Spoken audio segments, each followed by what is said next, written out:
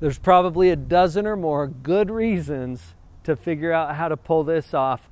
I'm going to help you out today with how to get a toddler to sleep in their own bed.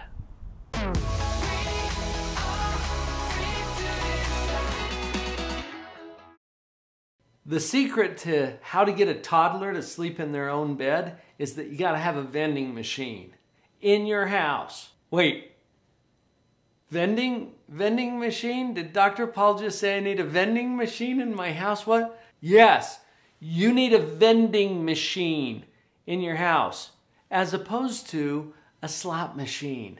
Have you seen the difference? I was in Vegas for a conference.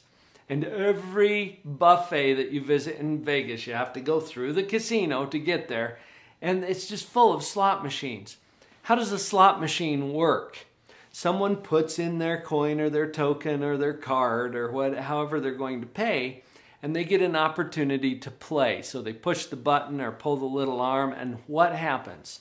The lights flash, the music comes on, and the wheel spins, and it ends with a loss.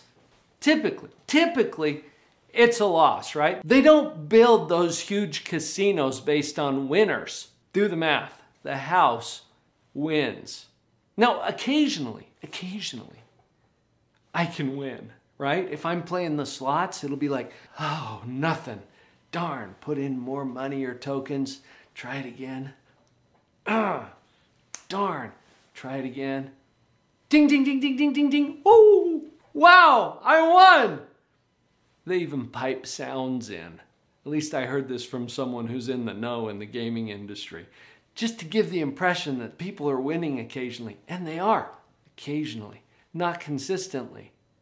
Do you see how a slot machine works? And people will play those things all day and all night. Why? Because it just might. It just might pay off. Are you a slot machine with your kids? Like they try something with you and you're like, no, I'm setting a limit. And they're like, oh, darn, lost. And then they try again, they try it again, and they try it again. And finally you're like, oh, fine. And you break down and they win. As opposed to a vending machine. How does a vending machine work? You put in your money or your token or swipe your card and you make your selection. And the product comes out every time. What if it doesn't? Well, you go complain to the management, right? You go want to get your money back or at least get your product because the vending machine is supposed to deliver. Do you put in more money? No, not until you know that it's going to pay off, right? That's the difference between a slot machine and a vending machine. When I started out with saying you need to have a vending machine, we got to work on our consistency as parents. Because if we've been a slot machine in the past, our kids are going to continue to play us. This is especially prominent when we're trying to help toddlers to sleep in their own bed. Because what have they done in the past? And think about it. You've got a toddler, okay? Now, not everybody is in the same position, but let's just say that you've got a toddler who's got their own bed. And it's over there in their room, and it's cute. You've done it up real nice for them, right? It's ready to go. And they were even excited about it. Oh, yay, my own bed. And they're showing it off to grandma and grandpa and friends and everybody. My own bed, look at this. And then bedtime comes, what happens? They want to hop in with you. Why? Because that's where they're used to sleeping, or that's where they were before they got their own bed. Whatever the situation is, that's what they're used to. Now, have you tried to get them to sleep in their own bed? Oh yeah, you've tried. But it doesn't always work out that way, right? Inadvertently, without even knowing, we've become a slot machine. And our kids are going to play us. Sometimes you have to establish that you're a vending machine first. In other words, being very, very consistent. So if you've tried on and off and it hasn't worked and you've given up and you've been a slot machine, then what I would suggest to start out with is just let them sleep however they were sleeping before for several nights in a row, and you make a big deal out of it. It's like, oh, you don't sleep in your own bed tonight. You sleep with mom. Okay, and tomorrow night, same thing. Oh, you don't sleep in your own bed tonight, you sleep with mom. What are we trying to do? We're establishing a vending machine so that what you say is what they get. So that when they play it, it always has the same outcome. Do you see where we're going? Establish the consistency. Because when it comes time for them to sleep in their own bed, we're going to have to remain consistent with that too. So when that time comes, make sure that you are ready. I've had parents ask me all the time, how do I know when my kid's ready to sleep in their own bed? Well, they're ready. They are developmentally capable of it. Yes, your kid's ready. Who's not ready? It's you. Make sure you're ready, because there's probably going to be some resistance. There's going to be an effort to get you to change back. This is called the Extinction Curve. When we change the rules on our kids, first thing that goes on in their mind, especially if we've been a slot machine in the past, is, oh my gosh, I must be losing my touch. I better turn up the volume. And they insist more strongly or with more power or volume or zest or zeal that they want what they want. Well, what happens if you give in to them at that point? Oh yeah, I just got to play that slot machine a little longer and I'll win. Yeah, be a vending machine, so make sure that you're ready. If you are emotionally triggered by the idea of bedtime, then you need some work before we even present this to the kiddos. Just be honest about that, okay? If you're triggered by the idea of bedtime, it means you're not emotionally ready for this.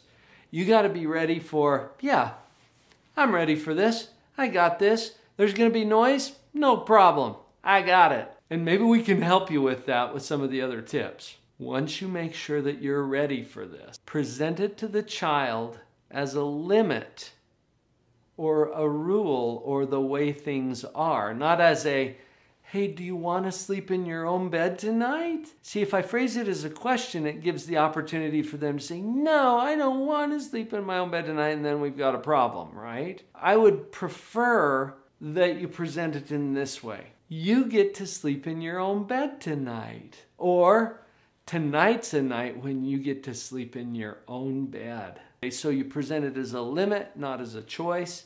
That just eliminates some of the problems up front. Now, to be clear, they still have choices.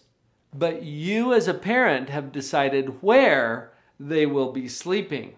Okay, now they get to decide, am I going to do this willingly or am I going to scream and holler? Am I going to throw a tantrum or am I going to cooperate? See, they always have choices, but you've decided where they're going to be for the night. I would strongly suggest, as you're setting yourself up as a vending machine and not a slot machine, that you have a routine established for bedtime. You've probably already done this. Give it a little bit of attention and make sure that there is some kind of a predictable routine that prepares both the child and everybody else in the house for what's about to happen. So the bedtime probably is going to start sometime after dinner and sometime before you want them to be quiet and with lights out in their bed. The routine might include things like brushing teeth or saying their prayers or putting on their pajamas or having a story read by mom or dad. All of these things are legitimate parts of the routine. Have something in place where it triggers and prepares the little mind for, okay, we're going to be moving into bed soon. When it comes time for the bedtime itself, that's simply part of the routine. And the routine works in your favor. I would encourage you, as you think about this routine, to keep it pleasant, keep it happy, keep it positive. This will help them to have a better experience with it and will be conducive to healthy sleep patterns as well.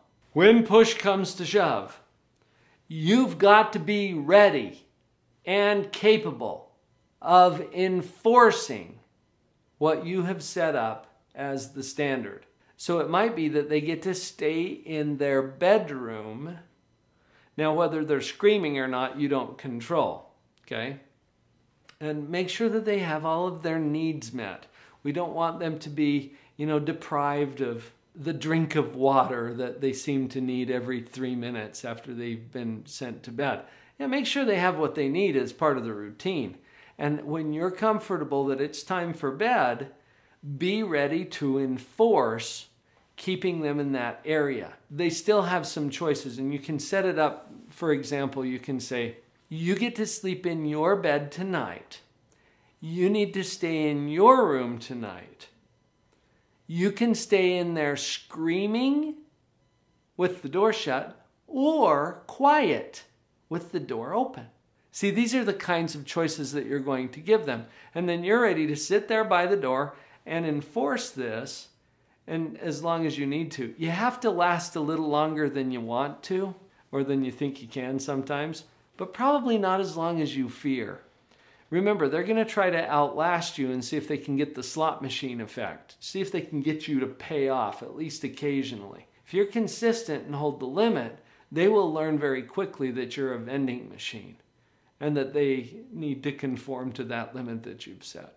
A final word about you and the culture of this change that you're going to be working on to get your toddler to sleep in their own bed. Keep it positive. Keep a perspective or an expectation. Let's just put it in those terms. You're expecting a positive outcome. If you go into it with this fear of, oh, it's never going to work, then you're going to cave in. If you go into it with an expectation of this is going to work, this is going to create more peace and love and joy in our home, it might take a little while to change the pattern, especially if you've been a slot machine in the past. Keep a positive expectation. Expecting. Do you remember when the kid was not here yet, but you were expecting?